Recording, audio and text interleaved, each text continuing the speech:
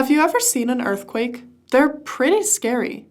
The whole ground shakes, and if an earthquake is strong enough, it can cause buildings to fall and the ground to break.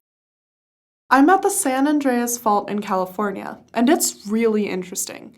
It looks just like a giant crack in the ground. But did you know that this fault, and other faults like it, are actually one of the main causes of earthquakes? Hi, I'm Annika, a second-year student studying creative technology and design at CU Boulder. Today, let's learn about what causes earthquakes so that we can better predict them and build structures that can better withstand them. Before we get into faults and what causes earthquakes, we first need to understand the Earth's structure. Let's start in the center. The very center of the Earth is called the core, and the core is made up of two parts, the inner core and the outer core. The entire core is made up of super hot iron and nickel. The inner core has so much pressure holding the metal together that it's solid, while the outer core is molten, meaning it's liquid. On the very outside of the Earth is the crust, also called the lithosphere. This is made up of light rocks, and it's the part that we stand on. Between the crust and the core is the mantle. The mantle is made up of heavier rock than the crust.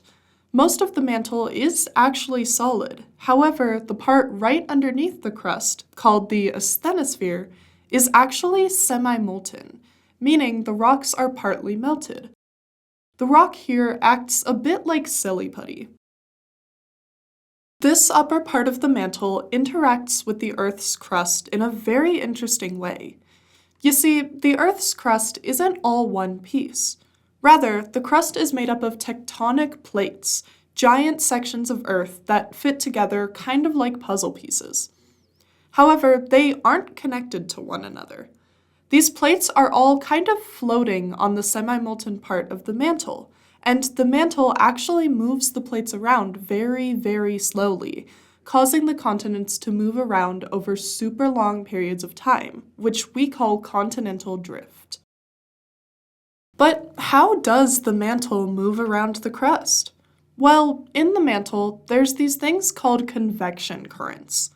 These happen all throughout the mantle, but we're going to focus on the ones that happen in the asthenosphere. The closer you go to Earth's core, the hotter it gets. So, the rock that is closer to the core heats up. As it heats up, it becomes less dense and floats up. As it moves away from the core and closer to the crust, it cools down, as it's no longer right next to the source of heat. As it cools down, it becomes more dense and sinks back down toward the core. Then, by the core, it heats up again and rises, then cools and sinks, and so on, creating a cycle of rising and falling material. These cycles of moving material are convection currents. These currents push around the plates of the crust over time. But what exactly does this have to do with earthquakes? Well, as convection currents push around tectonic plates, the plates can sometimes be pushed against each other. Sometimes they push so hard against one another that they cause the plates to fold, creating mountains and hills and valleys. But this pushing can also cause rock to snap, break, and slip, causing cracks in the Earth that we call faults. And when a fault is formed, it releases an incredible amount of energy into the Earth around it, causing an earthquake. But earthquakes don't just happen when a fault forms. They can also happen when existing faults move. Once you've got a fault, the rock on either side of the fault could slip, causing another earthquake. And we have three names for faults based on how the rock slips. The first kind is a transcurrent fault. With these faults, the rock on one side of the fault moves sideways against the other. Where I am, the San Andreas Fault, is a transcurrent fault. The second kind is a normal fault. With normal faults, the rock on one side slides down the rock on the other side, and this often occurs when the rocks are being pulled away from each other. And the last kind is a reverse fault. These are the reverse of normal faults, where the rock on one side is pushed up and over the other side. This often occurs when the rocks are being pushed toward each other.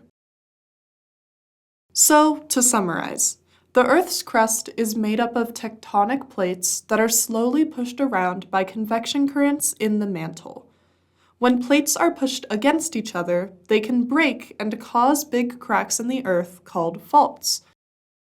When faults are formed, or when the rock on one side of an already formed fault slips, they cause earthquakes. And there's 3 types of faults: transcurrent faults, normal faults, and reverse faults, that we name based on how the rock on either side slips against the other. And look at that! Now we know why earthquakes happen. Engineers have used this knowledge to create maps of the world showing where earthquakes are most likely to occur, like this one of the United States made by the U.S. Geological Survey. And we can use these maps to know where we have to think about earthquakes when designing things like buildings and bridges, to make sure we make them extra sturdy. Thanks for learning with me, and until I see you again, keep on exploring the world of engineering. Check out the full lesson on TeachEngineering, then use what you learned in the associated activities, scale model of the Earth, drifting continents, and faulty movement.